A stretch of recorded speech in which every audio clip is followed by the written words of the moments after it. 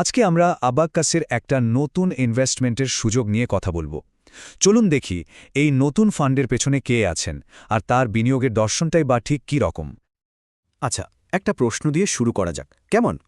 একটা ইনভেস্টমেন্ট কতটা সফল হবে সেটা কি শুধু বাজারের অবস্থার উপর নির্ভর করে, নাকি এর পেছনের মানুষ আর তাদের চিন্তা ভাবনার গুরুত্ব অনেক বেশি?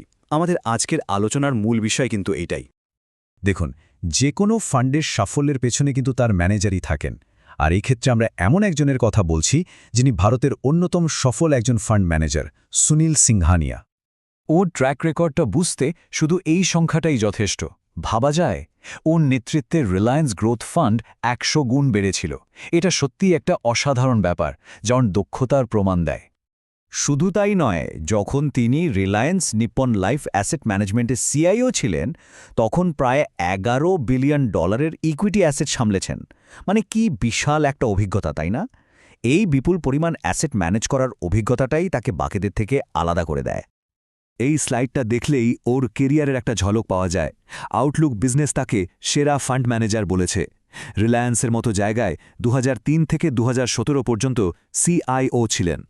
এমনকি সিএফএ ইনস্টিটিউটের গ্লোবাল বোর্ডেও ছিলেন। আবার সিএফএ সোসাইটি ইন্ডিয়ার প্রতিষ্ঠাতা প্রেসিডেন্টও তিনি। আর আবাকাসে এসেও কিন্তু পুরস্কারজয়ী পারফরম্যান্স দিয়েছেন। এখন প্রশ্ন হল, এই যে এত সাফল্য, এর পেছনের রহস্যটা কি? মানে মানুষটাকে তো জানলাম, কিন্তু তার পদ্ধতিটা কি? এখানে আসছে তাদের সেই বিখ্যাত মিটস ফ্রেমওয়ার্ক। সোজা কথায় বলতে গেলে মিটস হল আবাকাসের ইনভেস্টমেন্ট স্ট্র্যাটেজির একেবারে কোরে থাকা একটা জিনিস। এটা একটা ছাঁকনির মতো, যার মধ্যে দিয়ে শুধু সেরা কোম্পানিগুলোই পার হতে পারে। এই ফ্রেমওয়ার্কের সবচেয়ে মজার ব্যাপার হলো এটা একদম জলের মতো সোজা। দেখুন, এখানে ইনভেস্টমেন্টের সিদ্ধান্তগুলো কিভাবে নেওয়া হয়। প্রথমে আসে এম, মানে ম্যানেজমেন্ট। কোম্পানির নেতৃত্ব কেমন, তাদের ওপর ভরসা করা যায় কিনা। তারপর ই, আর্নিংস, মানে কোম্পানিটা কি লাগাতার লাভ করছে আর সেই লাভ বাড়ছে কিনা।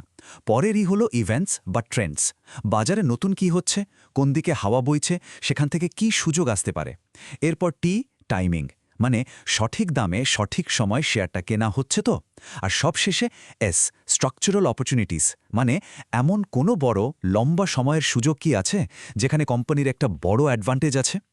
এই 5টা ফিল্টার যখন কোনো কোম্পানি পাশ করে, তখনই সেটা পোর্টফোলিওতে আসে। তাহলে এই অসাধারণ ম্যানেজার আর তার এই বিশেষ ফ্রেমওয়ার্ক, এ দুটো মিলে কি হচ্ছে?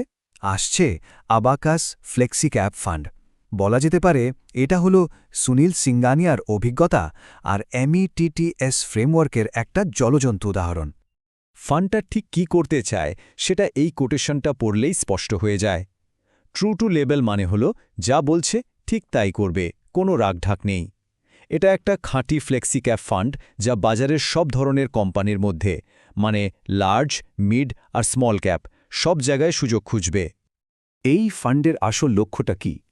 বাজারের ওঠানামা তো থাকবেই, কিন্তু তার মধ্যেও ঝুঁকিটাকে সামলে একটা স্থিতিশীল রিটার্ন তৈরি করা। মানে শুধু বেশি রিটার্ন নয়, বরং কতটা ঝুঁকি নিয়ে সে রিটার্নটা আসছে সেটার উপরও জোর দেয়া। কিন্তু বাজারে তো ফ্লেক্সি ক্যাপ ফান্ডের অভাব নেই, তাহলে অ্যাবাকাসের এই ফান্ডটা আলাদা কেন? এর উত্তরটা হলো এর ডিসিপ্লিনড অ্যাপ্রোচ বা সুশৃঙ্খল পদ্ধতিতে। এই পয়েন্টগুলো দেখলেই বোঝা যায় এদের শৃঙ্খলাটা কোথায়। যেমন হাই অ্যাক্টিভ শেয়ার, মানে এরা বাজারের ইন্ডেক্সকে চোখ বন্ধ করে কপি করে না, বরং নিজেরা রিসার্চ করে স্টক বাঁচে। আবার দেখুন ভ্যালুয়েশন কনশাস, হুজুগে গা ভাসিয়ে যে কোনো দামে শেয়ার কেনে না, আর অকারণে কেনাবেচা করে খরচও বাড়ায় না। এটাই হলো ডিসিপ্লিন। এক কথায় বলতে গেলে এই ফান্ডের সব সিদ্ধান্ত, সব কিছুর পেছনে থাকবে ওই মিটস ফ্রেমওয়ার্ক। তার মানে এখানে আবেগের কোনো জায়গা নেই, বাজারের হইচইয়ের কোনো জায়গা নেই।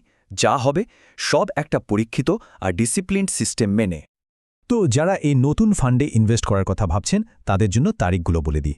নিউ ফান্ড অফার বা এনএফও খোলা থাকছে 8ই ডিসেম্বর থেকে 22শে ডিসেম্বর 2025 পর্যন্ত।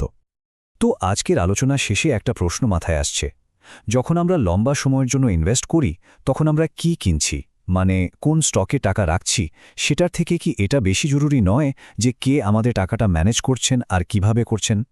ব্যাপারটা একবার ভেবে দেখার মতো, তাই না?